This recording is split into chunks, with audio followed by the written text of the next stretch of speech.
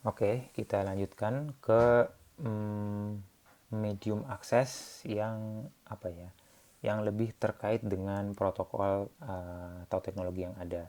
Kemarin kita berbicara mengenai FDMA, TDMA, CDMA itu sebenarnya sudah merupakan medium akses, namun sangat low level ya. Maksudnya low level itu eh, ya sangat basic lah, kita memanfaatkan frekuensi, memanfaatkan waktu gitu ya, sangat basic. Nah di sini sudah lebih didekatkan dengan teknologi yang real kita pakai di device-device kita ya. Jadi medium akses itu ada yang sifatnya random, ada yang deterministik ya. Ini saya tekankan lagi, kita bicara medium akses ketika banyak device dalam satu medium ya. Ada banyak device dalam satu medium, base stationnya cuma satu ya. Ibarat di kelas dosennya satu, siswanya banyak, mahasiswanya banyak gitu ya. Maka kalau mau ngomong harus ada protokolnya, contohnya TDMA ya, jadi bergantian agar eh, satu sama lain tidak saling terganggu ya, jadi bergantian. Medium akses seperti itu ya. Yang deterministik dulu, deterministik adalah reservation base ya, jadi siapa yang mau ngomong kapan kalau kita berbicara TDMA ya, itu diatur oleh pusat ya, diatur oleh ya base station ya, base station atau access point ya. Contohnya di sini ada yang central polling, pemanggilan dari sentral ya. Ada 80211 PCF ya, ini di kelas yang satunya kayaknya sudah saya jelaskan, tapi yang satunya lagi belum. Oke, nanti kita jelaskan ya. Kemudian ada yang decentral polling dengan token ring ya. Jadi token ring ini bergantian, eh, setiap orang ditawari ngomong satu-satu, kalau tidak ada yang mau diomongin next gitu ya. Jadi itu mekanisme yang sebenarnya tersentral karena semuanya mengerti ya, dan tidak random ya. Kalau yang di sini random ya. Dan beaconing ya, beaconing ini ya sama lah seperti polling ya. Jadi ada diputuskan melalui beacon, melalui sinyal yang terpusat dari base station, siapa duluan yang boleh ngomong ya, sampai kapan dia boleh ngomong dan seterusnya. Di mekanisme deterministik ini tidak mungkin terjadi collision ya, karena semua member, semua klien harus mendengarkan atau harus nurut dengan perintah dari pusat. Kalau mekanisme random ini lebih demokratis ya, lebih ya itu tadi ya, bisa random, bisa siapa saja bisa mulai duluan dan bisa terjadi collision ya. Untuk meminimalisasi collision tersebut ada yang menerapkan carrier sense atau mendengarkan dahulu channelnya lagi ada yang ngomong atau tidak, lagi busy atau tidak.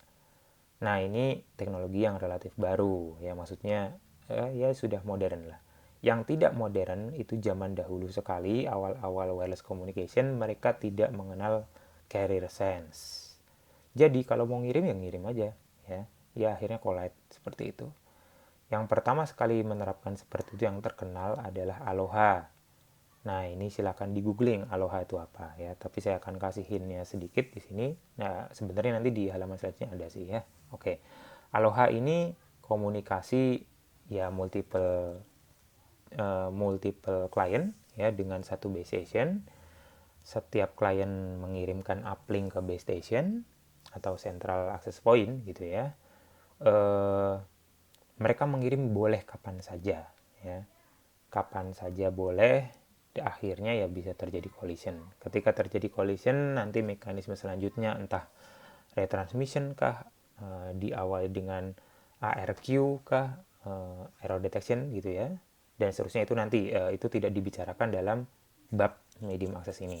Tapi yang jelas Aloha itu ngirim kapanpun boleh, siapapun boleh gitu ya. Kemudian ada Slotted Aloha. Slotted Aloha ini kapanpun siapapun boleh ngirim. Oh sorry, bukan kapanpun. Siapapun boleh ngirim. Namun pengiriman waktu mereka hanya di slot-slot tertentu saja. Jadi ibaratnya ada clocknya lah ya. Ada clocknya. Pengiriman harus dilakukan di awal clock dan durasi paket harus sama dengan durasi clocknya. Ya. Kemudian ada yang Carrier Sense, ini yang lebih modern. Ada Slotted Aloha plus Carrier Sense. Ada juga CSMA yang kita kenal, ada CSMA CD, CSMA CA, dan seterusnya. Oke. Nah, ini penjelasan yang tadi ya.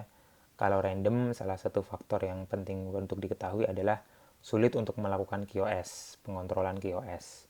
Misalnya Anda adalah salah satu device di network Aloha gitu ya, maka si base station bingung gimana caranya memprioritaskan Anda dibandingkan dengan yang lain. Ya, misalnya Anda pengen diprioritaskan. Jadi pengaturan QoS tidak ada, alias semua klien dianggap sama rata. Ya, gitu ya. Kalau di sini deterministik diatur oleh central point, dia bisa ngatur ini orang prioritasnya tinggi, maka dia dikasih waktu lebih sering, lebih lama, dan seterusnya. Misalnya gitu ya. Nah, ini Aloha ya. Aloha ada yang di gambar ini sudah ada dua ya. Pure Aloha dan Slotted Aloha. Pure Aloha artinya setiap user ya, ini contohnya cuma ada dua ya, boleh ngirim kapan saja. Misal, data user 1 dia ngirim di sini dan di sini. Terserah dia dong mau kapan ya. User juga 2 juga seperti itu ya. Kebetulan di pengiriman data yang pertama mereka berdua tidak beririsan, namun di data yang kedua ternyata beririsan. Meskipun beririsannya ini sangat sedikit, namun tetap dianggap collision ya. Ya, saya ulangi lagi, collision ini nanti akan dikembalikan ke layer berikutnya atau pemrosesan berikutnya. Apakah dia bisa melakukan error detection kah atau error correction kah gitu ya. Ya, tergantung data ini nanti bermanfaat atau tidak. Tapi yang jelas di sisi layer 2 ya, atau layer 1, blok waktu dari sini ke sini ini sia-sia ya. Alangkah indahnya kalau blok waktu ini sampai sini tuh termanfaatkan dengan baik gitulah ya. Jadi ini selain waktu yang tidak termanfaatkan juga power ya, karena user satu kan dalam mentransmit data ini butuh power gitu ya, jadi powernya tersia-siakan. Nah, itu yang pure Aloha. Bedanya dengan yang slotted Aloha adalah channelnya itu ada slotnya lah, ada waktunya kapan boleh menginisiasi atau mengawali pengiriman data. Jadi data harus dikirim di awal, align dengan awal garis ini. Nggak bisa data ini tuh setengah di sini terus setengahnya ikut slot berikutnya, itu nggak bisa ya. Jadi harus di tengah-tengah slot. Akhirnya ya, channel jadi lebih efisien, pemanfaatan waktu jadi lebih efisien. Kalau tidak collide ya seperti ini ya kan, bisa termanfaatkan semua. Kalaupun collide-nya itu hanya dengan durasi yang singkat ya. Namun masalah power ya tetap boros ya, terjadi pemborosan di user 1, dia ngirim segini banyak nggak kepake, user 2 juga demikian. Namun secara channel ya ini lebih terlokalisasi lah collisionnya. Jadi seandainya ada user lain mau mengirim data di slot berikutnya, itu masih bisa ya. Gitu. Itu perbedaan pure Aloha dan slotted Aloha. Peningkatannya kecil ya, kecil. Namun ya better lah daripada tanpa peningkatan sama sekali seperti di sini. Nah, grafik performa ya ini ya, ada over channel traffic yang di over, yang kita kasih semakin banyak tentunya artinya semakin banyak device di dalam channel tersebut ya. Kalau usernya makin banyak ya, performanya Aloha dan Slotted Aloha ini semakin kecil, semakin jelek ya. Lihat di sini bahwa grafik ini adalah garis sumbu X ini adalah skalanya skala logaritmik ya, bukan skala linear. Nah, efisiensi peaknya, puncaknya terjadi di sini ya. Jadi misalnya nih, saya tidak terlalu bisa melihat angkanya di sini berapa ya. Ya intinya efisiensinya segini ya. Misalnya 3,8 gitu ya. Efisiensi atau throughput 3,8 artinya ya dari 100 user yang bisa transmit itu cuma 38 gitu ya. Itu kalau slotted aloha. Itu the best case-nya lah, the best case-nya seperti itu. Kalau pure aloha, the best case-nya ya cuman berapa, mungkin ini 0,18 gitu ya, 0,18 dari 100 user yang bisa transmit, yang bisa sukses adalah hanya 18 saja. Yaitu tadi contoh, bukan mesti 100 ya, saya nggak tahu berapa, ini kita lihat ada di sini angkanya ya sebenarnya. Dan itu cuma segitulah, jadi nggak bisa mentok lagi, nggak bisa dinaikin lagi performanya. Sangat rendah ya, itu pure aloha dan slotted aloha. Maka ditingkatkan lagi dengan CSMA. CSMA ini Carrier Sense Multiple Access, dia sensing dahulu ya sebelum mengirim, alias listen before talk. Ya, simple lah ya kan, seperti manusia seperti itu. Dia mendengar dulu, kalau ada yang ngomong dia tidak ngomong agar tidak interferensi. Di CSMA ya ibaratnya channel ini ada kondisi yang busy, alias ada orang sedang berbicara, ada channel yang tidak busy ya. Di channel yang tidak busy inilah user yang mau ngomong akan mengecek ya. Nah, slide ini silakan dibaca mengenai one persistent dan pre-persistent ya. Kemudian dikembangkan lagi ya, CSMA dengan CD. CD ini collision detection ya. Jadi misalnya seseorang melakukan carrier sensing ya. Carrier sensing ini dia mendengar, oh channel sedang idle nih gitu ya. Channel sedang idle, maka dia mengirim. Ya, misalnya dia mengirim. Pada saat terjadi pengiriman, ya, dia ternyata menyadari bahwa sinyal yang dikirim ini collide dengan sinyal orang lain. Karena apa? Karena mungkin orang lain juga merasa tadinya channel nggak ada apa-apa, nggak ada aktivitas apa-apa, maka dia juga mengirim gitu ya. Maka yang dilakukan dengan CD adalah si yang collide ini, dua orang ini mereka mengirim yang disebut dengan jamming signal ya, mengirim informasi secara broadcast bahwa sedang terjadi collision dan dia menghentikan transmisinya ya.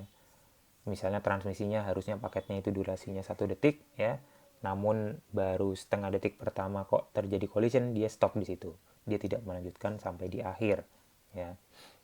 Sebelum nanti menjelaskan lebih detail, saya ulas dulu CSMA-CA ya. CSMA-CA adalah CSMA ya, Carrier Sense Multiple Access, namun dengan collision avoidance. Bukan detection tapi avoid ya, dia mengavoid collision. Namun kalau sudah terjadi collision ya tidak bisa dilakukan apa-apa ya. Namun sebelum terjadi dia bisa lakukan avoidance ya. Kenapa kok ada mekanisme CD dan CA ya? CD itu dilakukan di sistem yang bisa full duplex ya.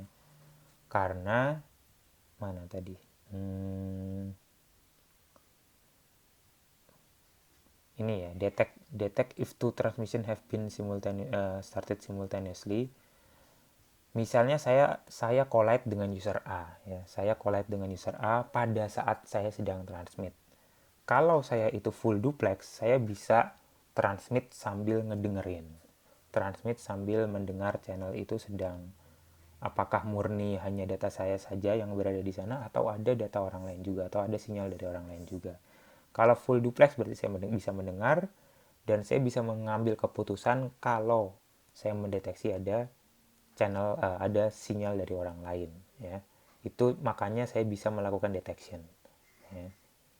Kalau tidak bisa full duplex, maka jatuhnya kita hanya bisa mengirim saat kita mengirim dan kita hanya bisa mendengar saat kita tidak mengirim ya. Jadi bergantian ya. Karena kita tidak bisa mengirim sambil mendeteksi, maka CD tidak bisa dilakukan, maka kita akan lakukan CA ya, collision avoidance. Collision avoidance itu tadi ya, kenapa dilakukan karena tidak bisa full duplex ya. Umumnya dilakukan di wireless, karena wireless kalau full duplex rumit ya. Jadi dilakukanlah CSMA-CA ya, agar perangkatnya itu murah dan simple. CA adalah sebelum dia transmit data, dia lakukan mekanisme agar orang-orang lain ini tidak ngomong di saat dia ngomong. Contoh simpelnya adalah kalau kita di kelas, yang mau angkat suara, yang mau bicara harus angkat tangan, ya. Angkat tangan ini ibarat sinyal kepada orang lain atau kepada semua orang agar mereka stop dulu, atau mereka bukan stop dulu ya, mereka tidak ikut-ikutan ngomong saat yang angkat tangan ini ngomong, ya. Itu collision avoidance, ya. Detailnya nanti ada bagannya. Nah, sampai di sini mungkin saya stop dulu ya, biar tidak bosen.